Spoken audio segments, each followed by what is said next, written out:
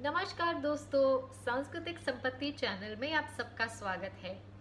आज के इस वीडियो में ये चर्चा करेंगे कि हमारी सनातनी संस्कृति में नारियल को इतना महत्व क्यों है। नारियल हर एक देवी देवताओं को समर्पित किया जाता है। नारियल का उपयोग रसोई में भी होता है, नॉनवेज में और वेजिटेरियन में भी।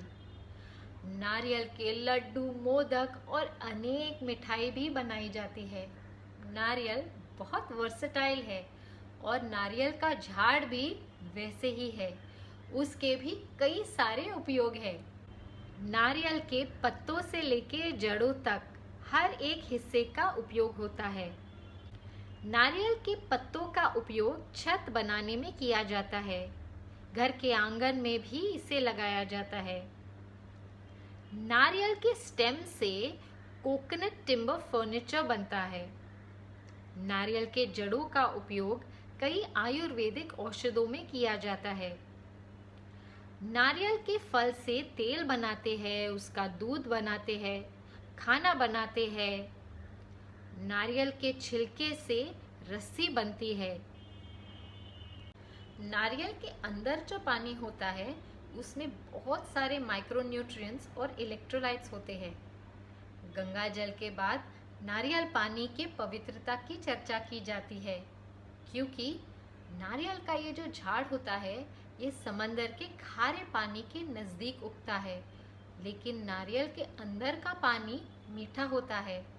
अगर हम इसे आध्यात्मिक तौर से देखें तो हमारे जीवन में खारा पानी होने के बावजूद हमें हमारे मन में मिठास और जुबान पे मीठे बोल रखने चाहिए।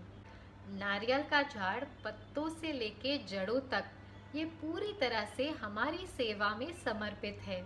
तो जब हम नारियल को भगवान के चरणों में रखते हैं तो हम अपने आप को पूरी तरह से समर्पित कर रहे हैं।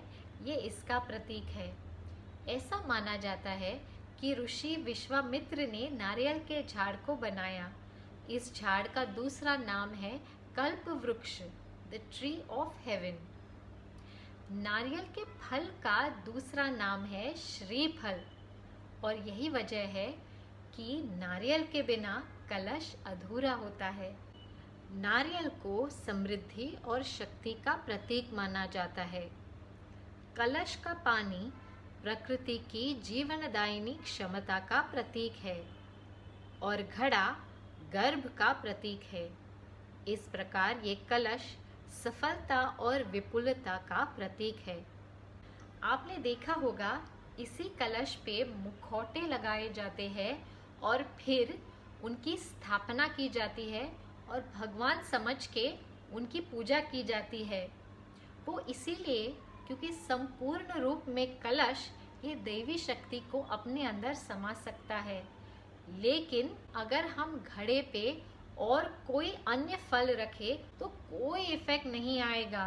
कलश पे नारियल ही होना चाहिए। नारियल हमारी नेगेटिव एनर्जी को अब्जॉर्ब करने की क्षमता रखता है, इसीलिए नारियल की आहुति होम या हवन में दी जाती है।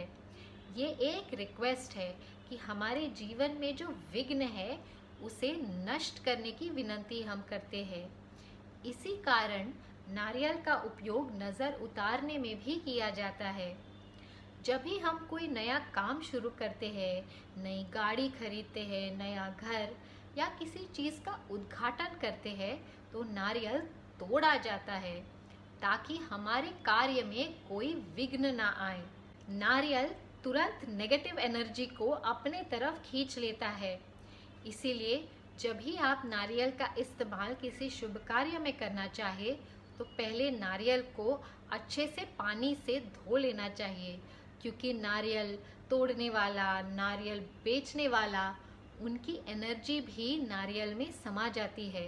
तो जब हम उसे पानी से धोते हैं तो वो एनर्जी भी धुल जाती है और नारियल शुद्ध हो जाता है। लेकिन नारियल की सबसे इंटरेस्टिंग बात पता है कि नारियल के अंदर कोई बीज नहीं होता, क्योंकि नारियल खुद बीज बन सकता है। नारियल से ही जड़ और पत्ता निकल आता है और उसी से नया झाड़ बनता है। ये जो नारियल का झाड़ होता है, ये कैसे भी तपती धूप में, बारिश में कैसे भी सरवाइव करता है, और यही सीख वो हमें भी देता है। तो अगली बार जब भी आप नारियल का इस्तेमाल करें तो इन सारी चीज़ों को ध्यान ज़रूर रखिए। And if you like my videos, please subscribe to my channel. सनातनी रहिए, खुश रहिए। नमस्कार।